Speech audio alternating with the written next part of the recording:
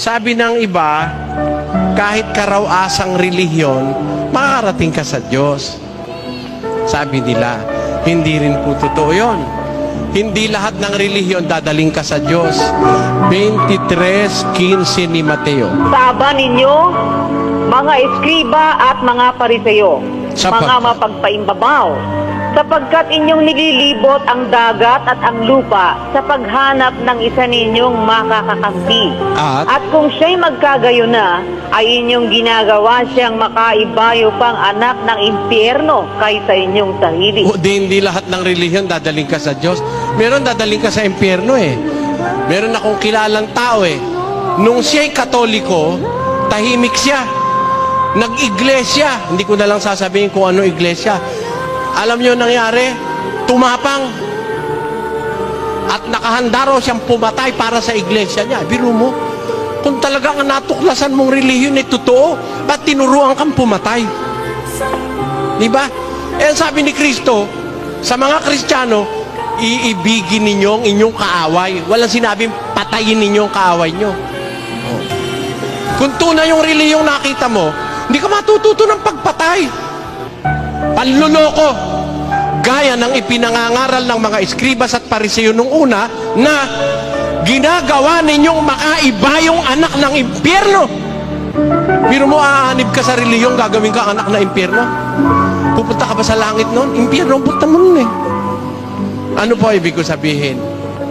Hindi pare-pareho lahat na relihiyon. Ngayon, sundan ko yung tanong mo kapatid. Sabi mo, paano ako makakatiyak na makakarating ako sa Maynila? No?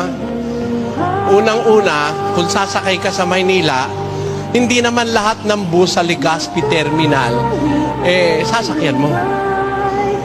Hindi naman lahat ng bus papunta sa Maynila eh. Meron siguro papunta sa Sorsogon. Unang-una man dapat gawin, pagpunta ka sa Manila, tignan mo muna yung signboard ng bus. Manila. Yan. Oh. Pupunta ka sa Diyos. Tignan mo muna signboard. Ano ba iglesia yan?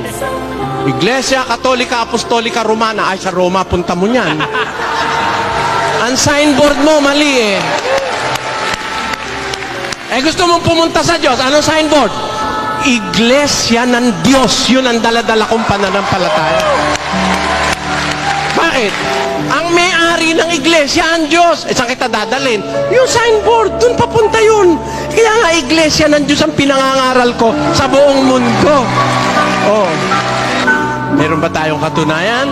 Basa. 43:7 ng Isayas. Basahin natin.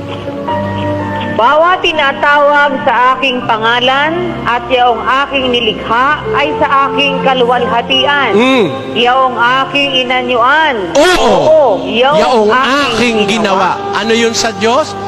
Ang bawat tinatawag sa aking pangalan, yun ang akin. Sa aking kaluwalhatian, yun ang aking inanyuan, yun ang aking ginawa. Yun sa Diyos, tinatawag sa kanyang pangalan.